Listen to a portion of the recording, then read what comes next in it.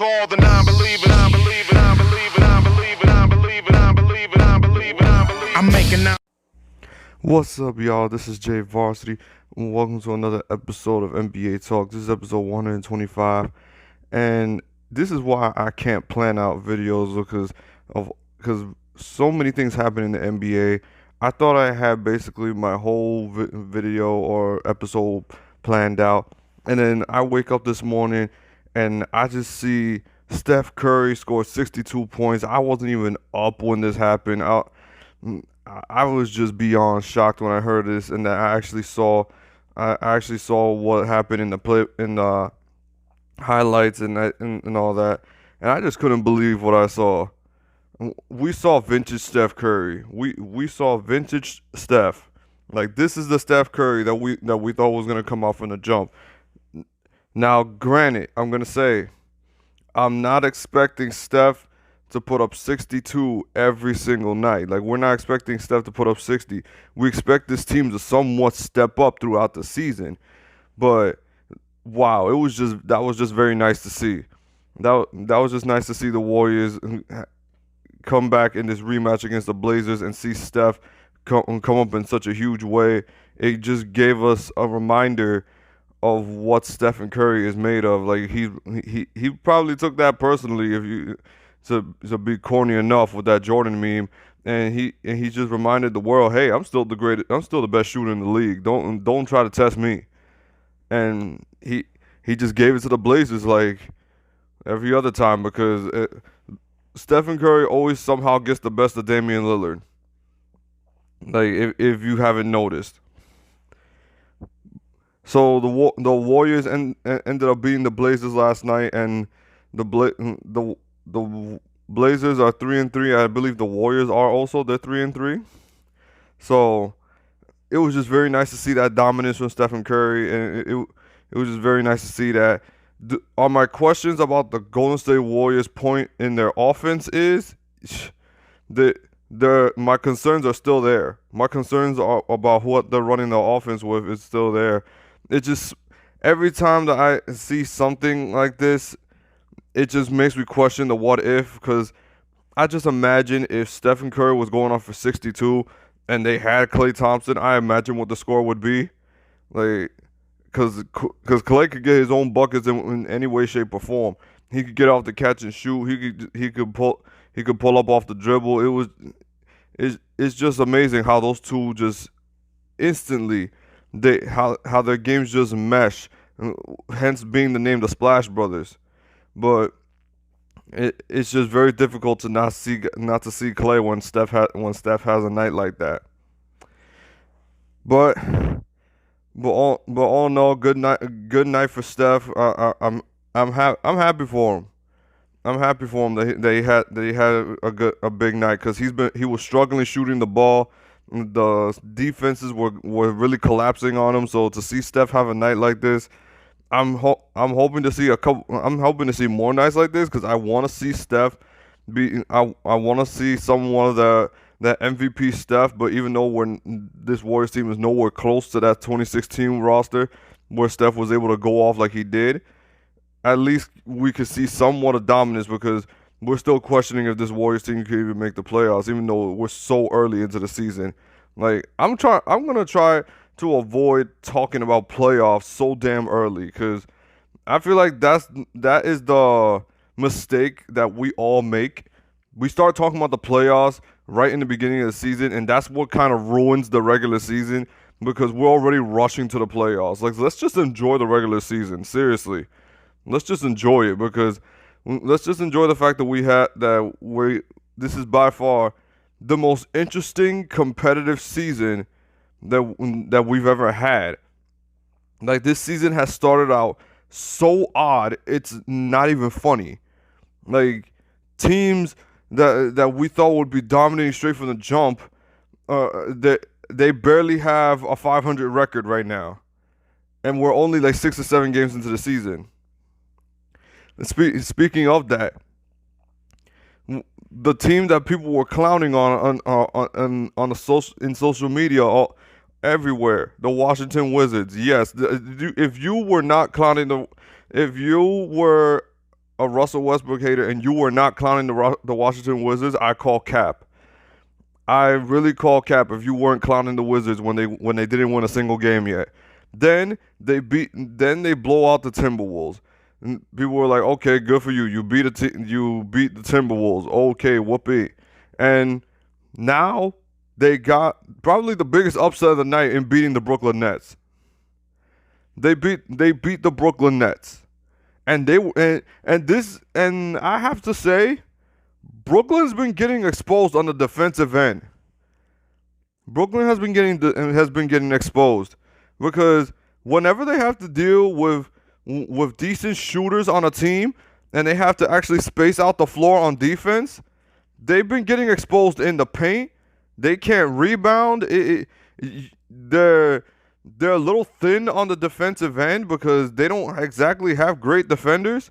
Aside from KD, he's a great rim protector. He's a good rim protector. He's a decent defender, and DeAndre Jordan could somewhat protect the rim. But if I had to make one sort of adjustment for Brooklyn, I would have to say DeAndre Jordan has to come off the bench. I think Jarrett Allen needs to start. At least if you want to make a defensive adjustment, Jarrett Allen needs to start. But I can understand why he comes off the bench because he can't shoot a lick. I gotta say that he can't shoot to save his life. Like even a 10, 15 footer, I've seen that man airball.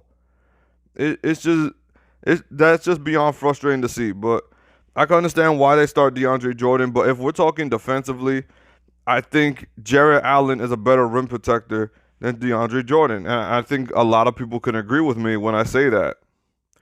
But Brooklyn has been getting exposed when it comes to dealing with shooters. And you saw in the game against Atlanta. Trae Young, when you saw Trae Young, Cam Reddish, John Collins, Bogdanovich, they were all spacing the floor and they were just cooking from the perimeter. And in that particular game, like I even said on my Instagram, you're not gonna outshoot the Hawks. You're not gonna outshoot the Hawks this season. I just think plain and simple, the Hawks remind me of the 2018 Rockets.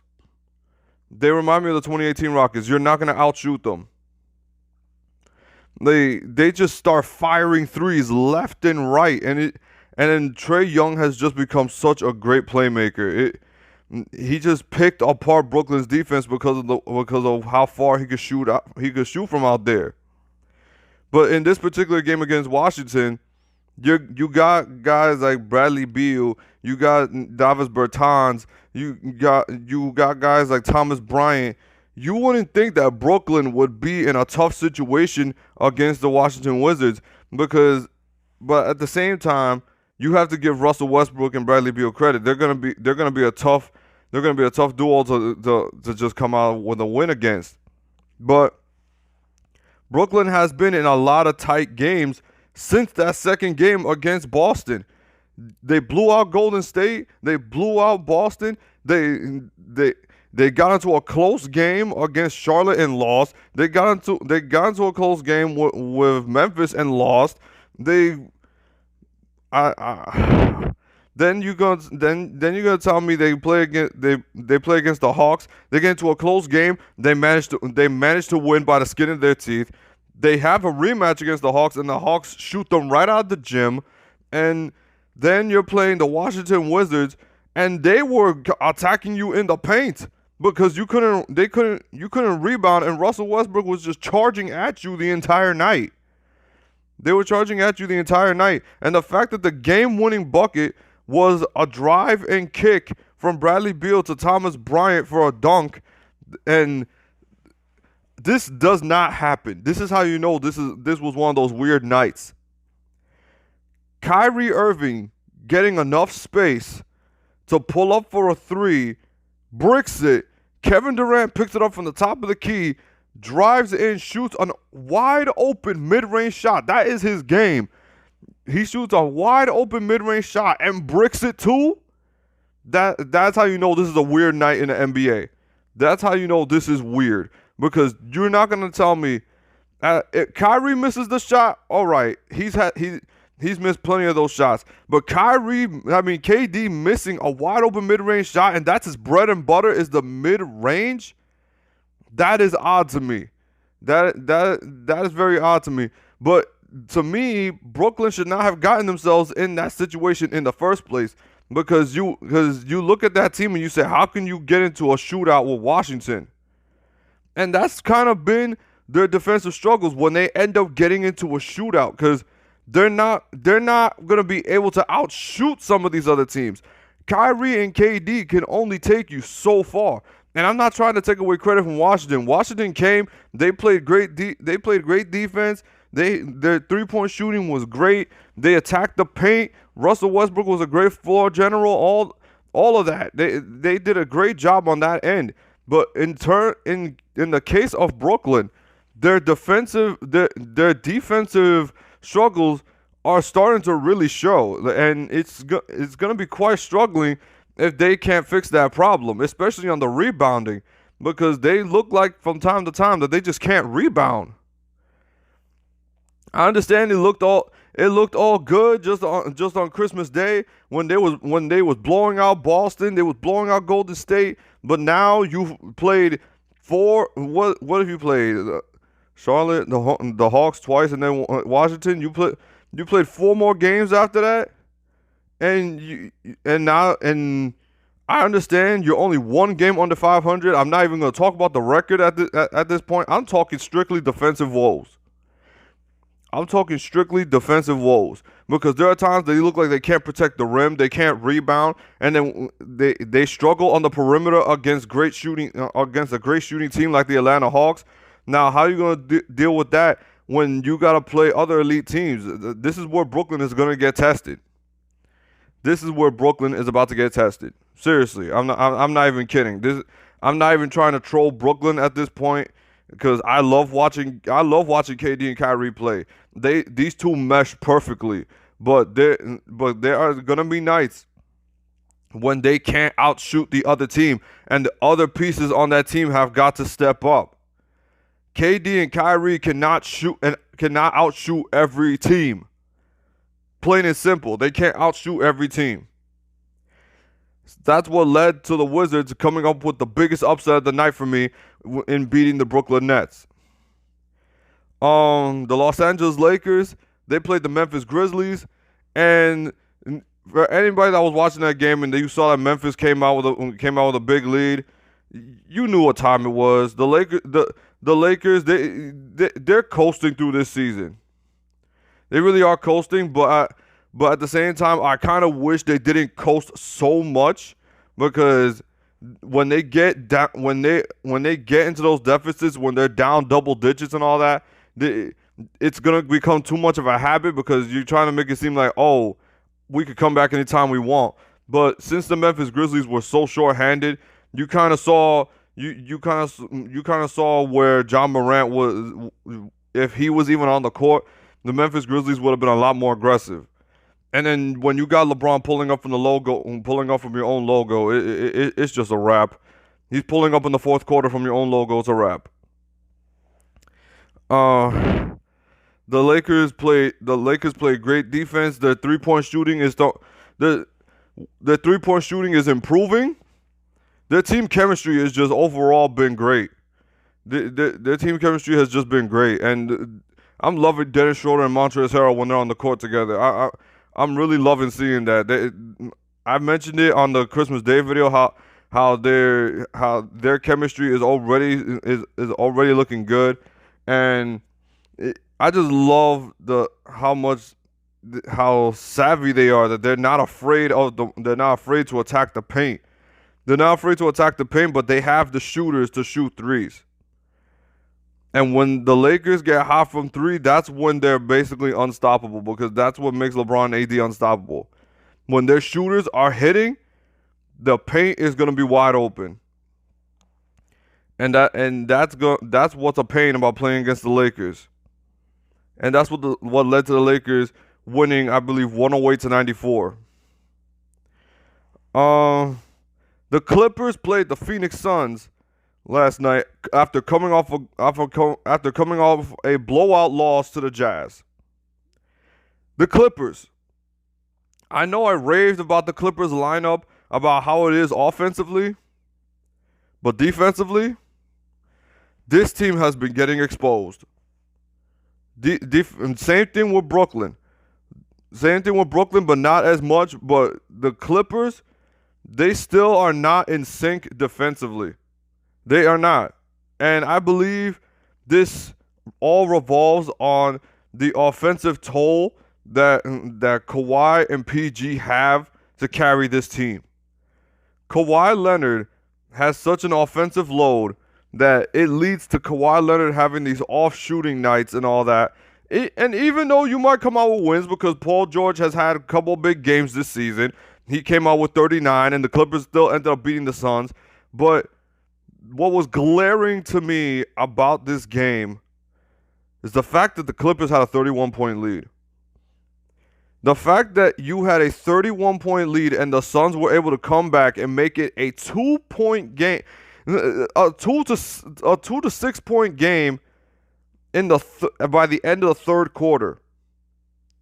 That's what is glaring to me. The Clippers have a habit of blowing leads.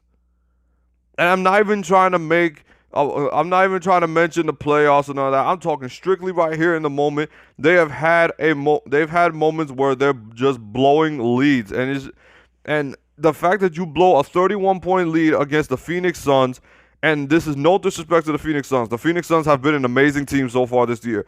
I am loving CP3 and Devin Booker together. They are a great combo. But the Clippers are just... I know I've clowned the Clippers every now and then, but I'm talking strictly basketball right now. Their defense is a problem whenever they have a big lead, and their defense is getting exposed. Some of these guys are just not looking like great defenders. And to me, and Kawhi Leonard, I know him to be a great defender because he used to kill my heat. He killed my heat in the past. He killed my heat in the past on the defensive end when he used to give LeBron the business on the defensive end. But since he has to carry such a big offensive load as the franchise guy on the team, a lot of teams' defenses are going to be collapsing on him, and he has to really find his shot. He has to really find his shots. And from time to time, it's been like this since last season. He's had nights where he's been very inefficient. He was 4 for 21. He was 4 for 21 in this game. And he's had a lot of inefficient nights. And the fact that Paul George came through with 39, shooting 7 for 10 from the three-point line. If Kawhi's going to have a lot of those inefficient nights, then Paul George is going to have to really have a lot of those types of games. He's going to have a lot of those 7 for 10 for the three-point line type of games, or a lot of those 39-point games where he's just being ultra aggressive. To me, I think when Kawhi is really struggling like that, Paul George really becomes the first option. He really becomes the first option on the team. And to me, if the Clippers want to get going, you have to really let Paul George get going first, because Kawhi is going to find his. You got to try to make the defense collapse on Paul George. If you can make the defense collapse on Paul George, then I could probably guarantee Kawhi's going to have a lot more efficient games and probably even put up more points. And the Clippers might not end up giving up so many leads. But on the defensive end, they're not following well with great shooting teams. Just like Brooklyn, they get shot out the gym. They're not paying attention to specific shooters, and sometimes they have really tough times rebounding, and they really tend to foul a lot. They're fouling a lot. So the Clippers, they did come into this game against Phoenix. Like I said, they blew a 31-point lead. They did end up coming up with the win, though. And this is one of those times. This is one of those times where I think the Clippers are going to get tested the most, because when you see the Lakers blow out teams like this, but if the Lakers have a 31-point lead, I probably guarantee you they're not blowing a 31-point lead. they're not gonna blow a 31-point lead if they're up that big. Maybe the lead will probably get cut down to 20, but I doubt it in my mind that they're gonna blow a 31-point lead. And to me, it's all due to the personnel on the Clippers. And some of these guys just have very slow feet when it comes to transition. They just have very slow feet. The next game I want to get into is let's see, hold on. Okay, here we go. The Denver Nuggets. The Denver Nuggets have been very strange this year. The Denver Nuggets have been very strange this year, and it's just you know this team is good, but you're really starting to see the absence of Jeremy Grant, and I said it from the Christmas Day game. I said it from the Christmas Day game against the Clippers. You're really starting to see the absence of Jeremy Grant, and that's where you have to think, like,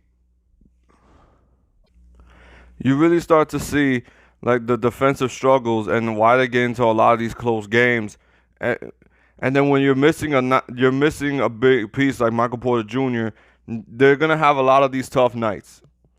But in the game against the Timberwolves, they did come out with the win, and it's just, I don't know. I think the Denver Nuggets, they might have taken a big step back. They might have taken a big step back. But this game against the Timberwolves, to me, they're just. I like Anthony Edwards. I really do. I'm really starting to like Anthony Edwards, to tell you the truth. And at the beginning, his interviews were interesting, but then at the same time, when he said the NBA was easy, I hate when people get conceited about a professional sport being easy, because there are people that fight their whole lives just to make it professionally, but he generally just makes it look easy, because he hits step back threes and just drives to the paint like it's nothing.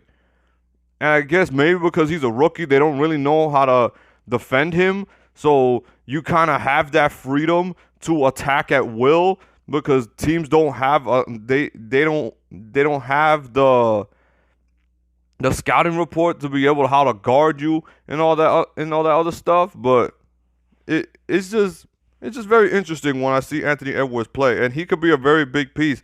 He could be very crucial to a big three when it comes to D'Angelo Russell and Karl Anthony Towns when he comes back healthy. So yeah, that's all I gotta say about that. The Boston Celtics. Jaylen Brown has really been coming out in the last couple of games. And that big game he had against Memphis with 42 points, and then the games he's had against the Pistons, even though they lost one of them, and then they lost the first game against the Pistons by 3, and then they won the second game last night. Like I said again, I don't like the Boston Celtics, but I love Jaylen Brown and Jason Tatum. I thought Jason Tatum was a little overrated at one point, but then he really shut me up. Ever since that game against the Clippers last year, he really shut me up. And all I gotta say is Jaylen Brown's looking like that. Is really looking like that alpha dog, man. He's really found his shot. He's found his rhythm, and it's just very nice to see, because I really like Jaylen Brown as a player. He's a very fun player to watch. He fights hard on defense. He's a great 3-point shooter, but now his mid-range game is really coming along. Him and Jason Tatum are going to be a problem for years to come, but it's just all about how Boston builds around these two, because forget Kemba Walker at this point. These two are the cornerstones of your franchise. Jaylen Brown and Jason Tatum are your cornerstones of your franchise. Forget anything else. Forget Kemba Walker, forget Daniel Tice, forget all these other guys. These two are the cornerstones of your franchise. And the Boston Celtics need to take care of these two and build a proper team around them. Because I don't care what you say. This team is not that good. Aside from Jason Tatum and Jaylen Brown, this team is just not that good. I understand you got Marcus Smart. He's a great on-ball defender, but as a shooter, he's very, very streaky. He has to have one of those nights where he's hitting the three in order for you to tell me that this team is even on par with being a great three-point shooting team, because they need to outscore everybody in order to win. And that wasn't the Boston Celtics at one point. At one point, the Boston Celtics were about defense. They were about that defense. Back in 2019, they were supposed to be one of these great teams, and it just didn't happen because of the whole Kyrie drama. And then you had the 2020 season. You made it to the Eastern Conference Finals, and that was all nice and everything. But when are we going to see Boston take that leap from a basketball standpoint? When are we ever going to see them take that leap? And then when you get into close games like Detroit, where Jason Tatum has to hit the game-winning shot to beat a team like Detroit, that's what, 1-6? 1-6? Like, that to me is just alarming.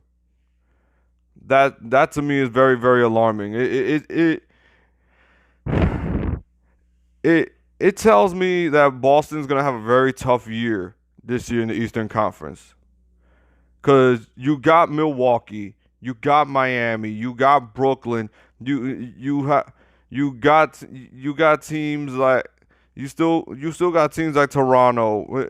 And speaking of Toronto has taken a huge step back. Well, if I missed, what am I even talking about? What if I missed? I forgot to mention one other pairing that I'm really starting to love right now. And it's got to be Brandon Ingram and Zion Williamson. These two are by far the funnest duo I've seen in the Western Conference, aside from LeBron and AD. But I just love seeing Brandon Ingram and Zion Williamson. These two just know how to. They just match so perfectly. Brandon Ingram is looking more and more like looking more and more like Kevin Durant every single day. His game is just matching more and more like Kevin Durant's every single day. The pull-up is nasty. His three-point shot is improving. Zion Williamson is a rebounding machine. He just dominates attacking the paint. Their games are they complement each other so well. And that's why I've been really loving watching the Pelicans this year because of that. Because now we're seeing that actual chemistry that they have. The improvement of Lonzo Ball's three-point shot. Nickeil Alexander Walker's three-point shot improving. Josh Hart's three-point shot. This team is I didn't even have them making the playoffs, but I'm going to tell you right now, I might have to rethink that. And I just said I wasn't going to talk about the playoffs, and here I am talking about it. But this team is going to be very fun to watch all year. This team is going to be very fun to watch all year because I just love that pairing. I just love how much Brandon Ingram's game has jumped, and he's really looking like that star that everybody thought he was when he was picked second overall. So, yeah, I think that's it. That's all, man. That's all. That's it for this episode. If I missed anything, please mention it in the comment section down below. If I missed any topics. And I'm gonna see. I have a TikTok page, but I don't really use it. But I'm gonna try to use it to break down games throughout the week because I'm only gonna do videos twice a week for Mondays and Fridays. So I think I'm gonna try to do breakdowns on TikTok or on IGTV. I'll probably notify whenever I do that. Whenever I get those running. So, yeah, that's it. That's all. Like, comment, subscribe, and hit the bell if you like basketball content. Stay safe. This is your boy, Jay Varsity, and I'm out. Peace. We got some non-believers out there. Make believers out of non-believers. Make believers out the overseers. Make them bow down.